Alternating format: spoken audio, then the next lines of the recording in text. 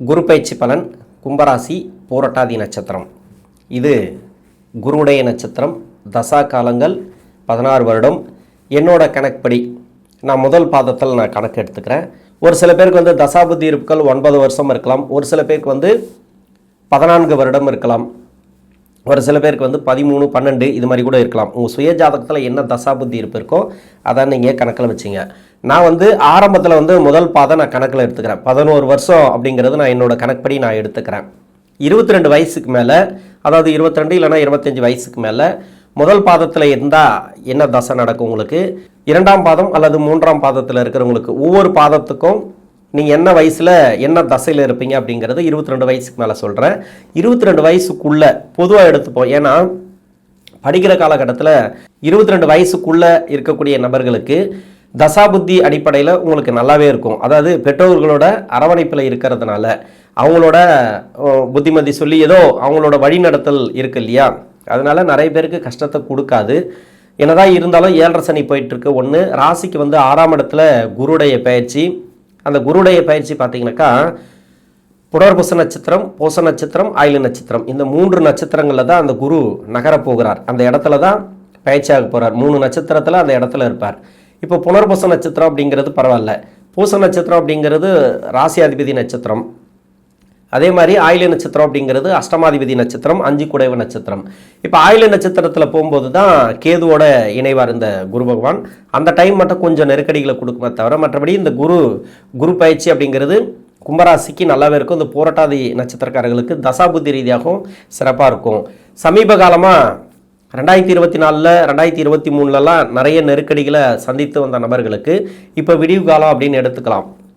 ஏன்னா இந்த குருடைய நகர்வுகள், இந்த நட்சத்திராதிபதியே குரு தான். இப்போ புரட்டாதி நட்சத்திரத்துக்கு நன்மை பண்ணுவாரா அப்படின்னா என்னை பொறுத்த வரைக்கும் ஒரு நல்ல ஒரு மாற்றங்களை இந்த காலகட்டங்களை பார்க்கலாம்.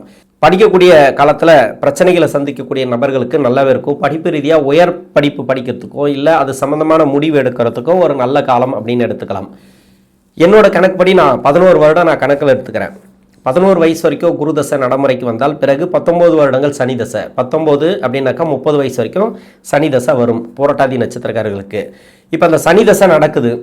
ஒரு சில பேருக்கு வந்து அதாவது தசாபுத்தி இருப்புகள் 4 வருடம் 6 மாதம் இல்லைனா 8 மாதம் இல்லை 5 வருடம் இருக்கிறவங்க வந்து மீனராசிக்கு புரட்டாதி நட்சத்திர வீடியோ போடுறோம் இல்லையா, அந்த வீடியோ பார்த்தீங்கன்னாக்கா உங்களுக்கு ஈஸியாக புரியும்.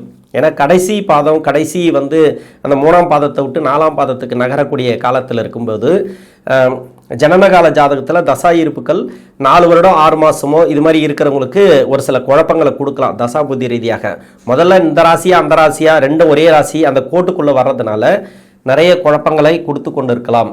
7.5 சனி முடிஞ்சுதா, பாத சனி ஆச்சா, இது மாதிரி நிறைய குழப்பம். இன்னொன்று குரு பயிற்சி நல்லது பண்ணுமா அப்படின்ற குழப்பங்கள் உங்களுக்கு இந்த 2 வீடியோவும் பார்த்தீங்கன்னு வச்சிங்களேன். அதாவது கும்பராசி பூரட்டாதி நட்சத்திரம் 3ஆம் பாதத்துக்கு உண்டான வீடியோ பார்த்தாலும் சரி, இல்லை 4ஆம் பாதம் மீனராசியில் வரக்கூடிய பூரட்டாதி நட்சத்திர வீடியோ பார்த்தாலும் சரி, உங்களுக்கு குழப்பங்கள் நீங்கும். ஏன்னா தசா புத்தி வந்து 4 வருஷம் 6 மாதம் இருக்கும்போது மீனராசியை ஒட்டி வருது.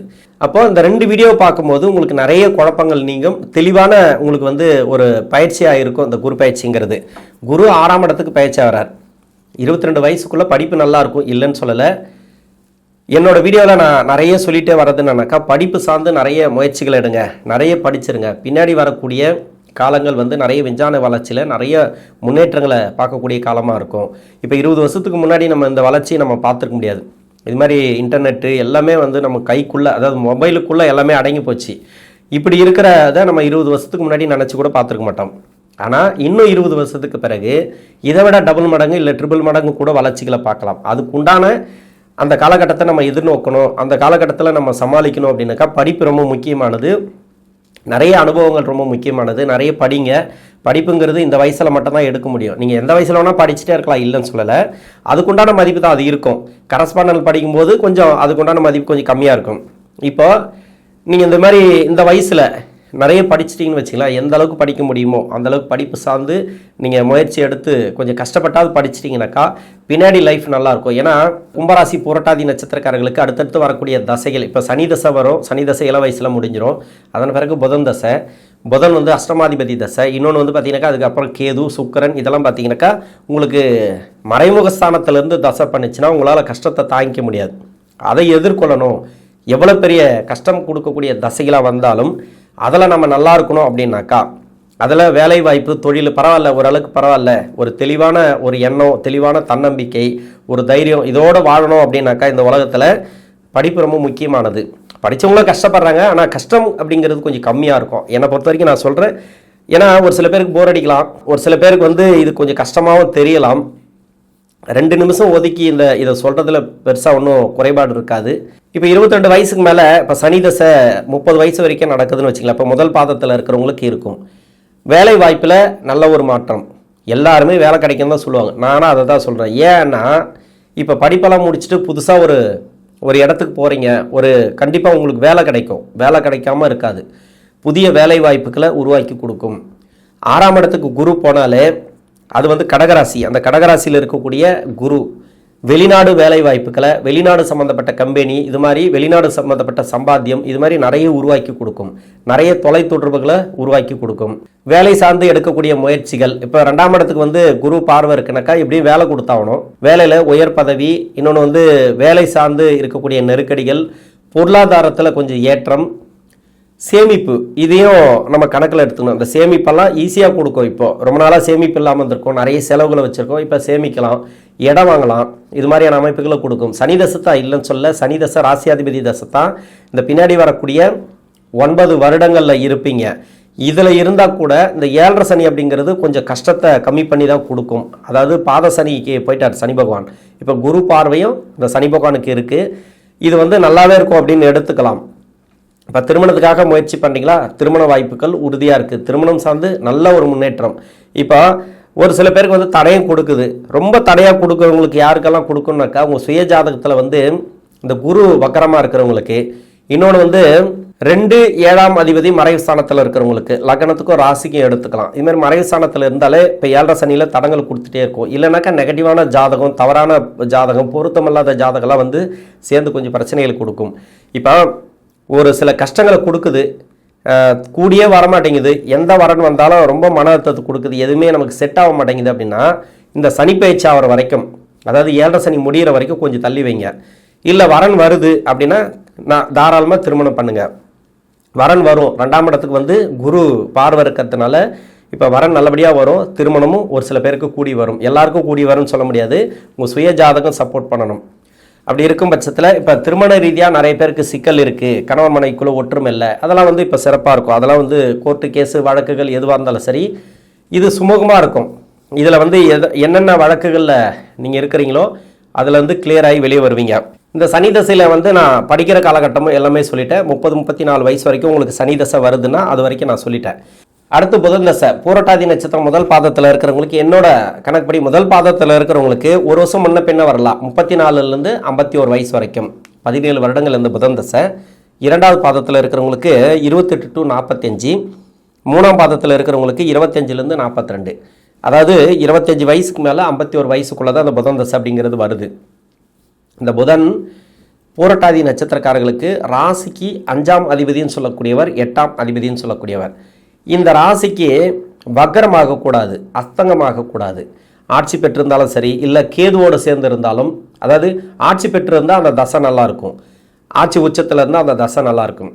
இந்த கேது பகவானோட சேர்ந்து இருந்தால் கொஞ்சம் கஷ்டம்தான். அதாவது கேது பகவானை சேர்ந்த கிரகங்கள் யோக கிரகமாக இருந்தால் யோகத்தை கொடுக்காது. ராகுவோட சேர்ந்தது கூட பரவாயில்ல, முன்ன பின்ன இருக்கும். ஒரு நாள் நல்லா இருக்கும், ஒரு நாள் கொஞ்சம் கஷ்டத்தை கொடுக்கும். இது மாதிரி மாறி மாறி வந்துகிட்டே இருக்கும். அதாவது இரவு பகல்ன்ற மாதிரி வண்டி சக்கரம் மாதிரி உருண்டிகிட்டே இருக்கும். கேதுவோட இருந்தால் ஒரே மாதிரி தான், எது வந்தாலும் அது கஷ்டத்தில் தான் அழுத்தி விட்டு போயிடும் நம்மளை. இன்னொன்று, இந்த புத பகவான் வக்கரமாக இருந்தாலும் அந்த தசைங்கிறது ரொம்ப கஷ்டத்தை கொடுக்கும். அதாவது திருமணம் சார்ந்து முயற்சி பண்ணுறீங்களா, அந்த திருமணங்கிறது சக்ஸஸை கொடுக்காது. ஒரு திருமணம் 2 திருமணம் இது மாதிரி வரைக்கும் போகும். 7.5 சனியில் மட்டும்தான் நான் சொல்கிறது. 7.5 சனி போயிட்டு இருக்கு இல்லையா, இப்போ குரு பார்வை அதை நிவர்த்தி பண்ணும். ஒரு கோர்ட்டு கேஸு வழக்கு இருக்கா, அதில் வெளியே வருவீங்க. திருமண வாழ்க்கையில் நெருக்கடி இருக்கா, அதில் கொஞ்சம் முடிவுக்கு வரும். கணவன் மனைவிக்குள்ள ஒற்றுமை இல்லையா, அந்த ஒற்றுமை இருக்கும். இப்போ குழந்தைகள் ரீதியாக ஏதாவது ப்ராப்ளம் இருக்கா, வாரிசுகள் ரீதியாக அதை படிக்கலை, இல்லை வேளாண்மையில் ஏதோ ஒன்று, அவங்க வயசு சார்ந்து இப்போ நல்லா இருக்கும். அவங்களுக்கு வீடு கட்டணும், அதெல்லாம் பரவாயில்ல. இப்போ சுப விரயத்தை நிறைய கொடுக்கும் இந்த குரு பகவான். 12ஆம் இடத்துக்கு குரு பார்வை இருக்குன்றதுனால நிறைய விரயங்களை கொடுக்கும். அது வீடு கட்டுறது, ப்ராப்பர்ட்டி சேர்க்கை, இது மாதிரி இடம் வாங்கி போகிறது, அது மாதிரி சொத்து சம்மந்தமான இருக்கக்கூடிய நெருக்கடிகள். இப்போ புதன் வக்கரமாக இருந்தால் சொத்து சம்மந்தமான பிரச்சனைகளை கொடுக்கும். அது எப்படி பார்த்தாலும் அந்த இடம் சம்மந்தமான பிரச்சனை, ஒரு சொத்து வாங்கி போட்டு அது பிரச்சனையில் இருக்கிறது, இது மாதிரி இல்லை சகோதர சகோதரிகள்கிட்ட சொத்து தகராறு, இது மாதிரி கடன் பிரச்சனை, குடும்ப வாழ்க்கையில் பொருளாதார ரீதியாக நெருக்கடி, ஒரு சில பேருக்கு வந்து வேலை வாய்ப்பே பிரச்சனை. இது எல்லாமே சரியாக இருக்குது சார், எனக்கு வேலை வாய்ப்பு பிரச்சனையாக இருக்குது. சமீப காலமாக 2023 இவங்களுக்கு நிறைய ப்ராப்ளத்தை கொடுத்துட்டு வந்தது. இது 7.5 சனி தான். இப்போது உத்திரட்டாதியிலையும் ரேவதி நட்சத்திரத்துலேயும் இந்த சனி பகவான் நகரக்கூடிய காலத்தில் சனி பகவான் வந்து வக்கரமாக இருந்தால், சனி பார்வையில் இருந்தால், அதாவது கோச்சார சனி பார்வையில் சுயஜாதக சனி இருந்தால், சுயஜாதகத்தில் சனி பகவான் வக்கரமாக இருந்தால், இன்னொன்று புத பகவானும் சனி பார்வையில் இருந்தால், அதாவது 3, 7, 10 அந்த இடங்களில், இல்லை சனி நகரக்கூடிய இடத்துல, சனி நகரக்கூடிய இடத்துலலாம் நீசமாயிடுவார் புதன். அப்போ சொல்லவே தேவையில்லை, ரொம்ப கஷ்டத்தை அனுபவிச்சுட்டு வருவீங்க. நீச வக்கரம் கூட ஓரளவுக்கு பரவாயில்ல, ஆனால் 7.5 சனிங்கிறது அது பிரச்சனையை கொடுக்கத்தான் செய்யும். அது மாதிரி புதனும் ஒரு சில வக்கர தன்மை அடைஞ்சிருந்தால் உங்கள் சுய ஜாதகத்தில் இப்போ கஷ்டத்தில் இருப்பீங்க. இதுக்கப்புறமும் கொஞ்சம் பொறுத்து இருக்கிறது நல்லது. இப்போ குரு பயிற்சி ஓரளவுக்கு கிளியர் பண்ணும். வேலையில் முன்னேற்றத்தை எதிர்பார்க்கலாம், முன்னேற்றம் கண்டிப்பாக உண்டு. இடமாற்றங்கள், வேலை ரீதியாக எதனா சேஞ்சஸ் எதிர்பார்க்குறேன். உங்கள் சுய ஜாதகத்தை செக் பண்ணுங்கள். மற்றபடி பார்த்தீங்கன்னாக்கா உங்களுக்கு நல்லபடியாக ஒரு வேலை வந்ததுன்னா தாராளமாக நீங்கள் எடுத்துக்கலாம். 2ஆம் இடத்துல தான் சனி, தாராளமாக உங்களுக்கு வேலை சேஞ்சஸ் கண்டிப்பாக உண்டு. அதாவது சனி வக்கரமாக இருந்தாலோ இல்லை புதன் வக்கரமாக இருந்தாலோ வேலை சேஞ்சஸ் கண்டிப்பாக உண்டு. இந்த குரு பயிற்சிக்கு அது நல்ல மாற்றமாக தான் கண்டிப்பாக இருக்கும். சனி பகவானுக்கு அந்த பிரச்சனை கொடுக்கக்கூடிய சனி பகவானுக்கு குரு பார்வை இருக்குனாக்கா உங்களுக்கு வேலை போய் வேலை கிடைக்கும். இல்லைனா வேலையில் இருக்கிறீங்க, அந்த நெருக்கடி தீரும். வேலை சரியாக அமையல இது வரைக்கும், அப்போ அந்த வேலை சரியாக அமையும். இது மாதிரி ஒரு நல்ல பாசிட்டிவாக எடுத்துக்கணும். நீங்கள் என்ன எதில் இருக்கிறீங்களோ அந்த கஷ்டம் வந்து நிவர்த்தி ஆகும். இப்போ சனி பார்வையில் இல்லை, மறைவு ஸ்தானத்தில் இருந்தாலும் அதுதான், புதனோ சனியோ மறைவு ஸ்தானத்தில் இருந்தாலும் இந்த மாதிரியான ப்ராப்ளத்தில் கொஞ்சம் கொடுக்கும். இப்போ வந்து இல்லை சார் நான் வேலை மாற்றுற மாதிரி இல்லை, எனக்கு இந்த வேலை நிலைக்கிறோம் அப்படின்னா சைலண்ட்டாக இருங்க. எல்லாத்துக்கும் பொறுத்து போகிறது நல்லது, எல்லாத்துலேயும் கொஞ்சம் தனித்தன்மையோடு நடந்துக்கிறது நல்லது. சரின்னு போயிடுங்க. இப்போதைக்கு வாக்குவாதங்களை தவிர்ப்பது நல்லது. ஒரு சில பேர் வந்து சைலண்ட்டாக இருங்க, வாயை வச்சு சும்மா இருங்க அப்படின்றாங்க. நான் என்னை பொறுத்த வரைக்கும் நினைக்கா வாக்குவாதங்கள் வேண்டாம், தேவையில்லாத பேச்சு வேண்டாம்.